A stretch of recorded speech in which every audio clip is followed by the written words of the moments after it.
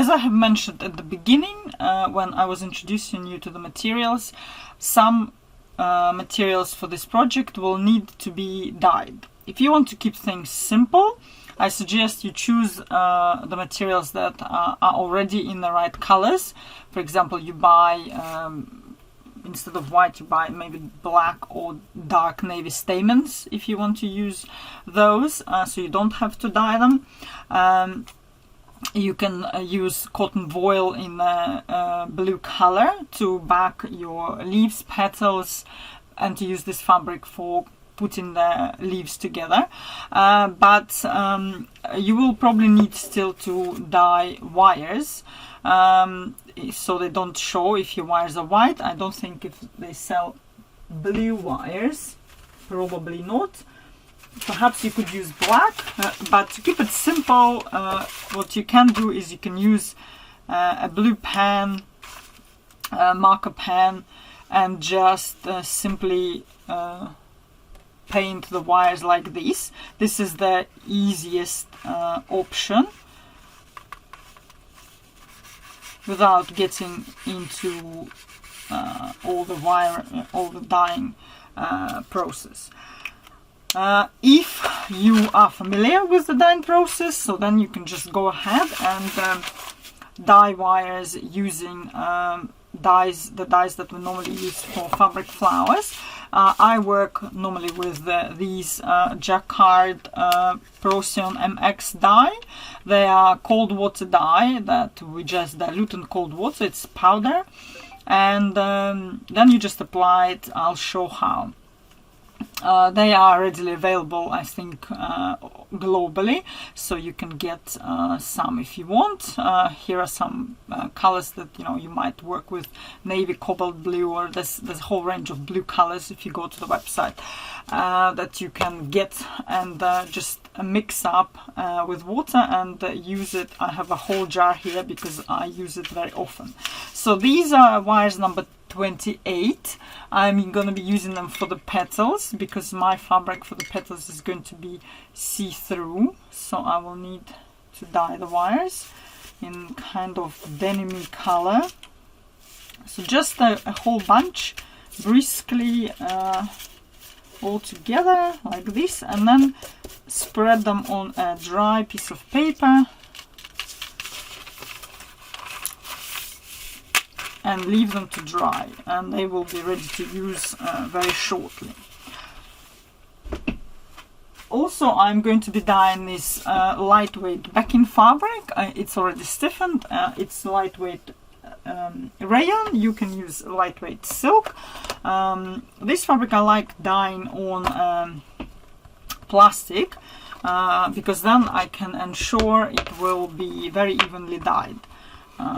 Otherwise, if you dye it on a newspaper and then put it on newspaper to dry, you might have some uneven dyeing.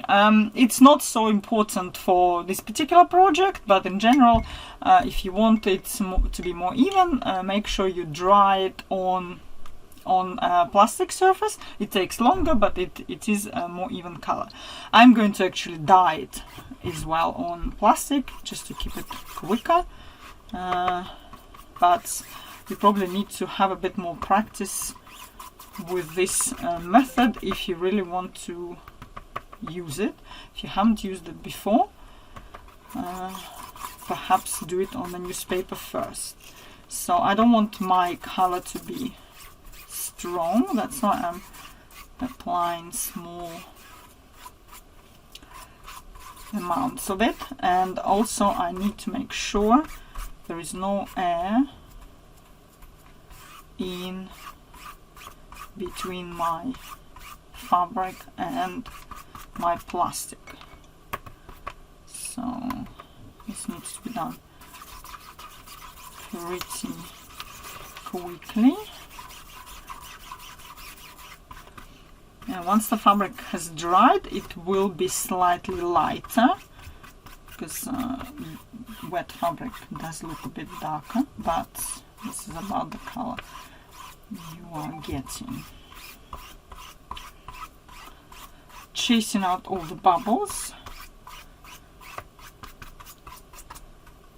This is quite thin fabric, so if I want, I can apply a little bit more, but I don't want it to be necessarily too dark. Just spread it out, and you can just leave it like this to dry, put it in the sunshine or near some source of heat, so it dries quicker. Normally lightweight fabrics do dry quickly anyway. What I also have here is ribbon. You can either use a strip of this fabric, for example, to put your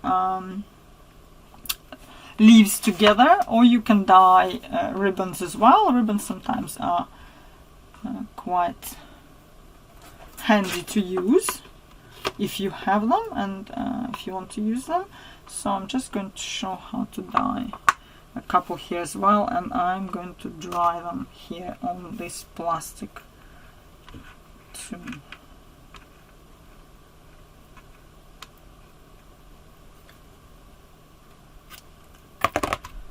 Right.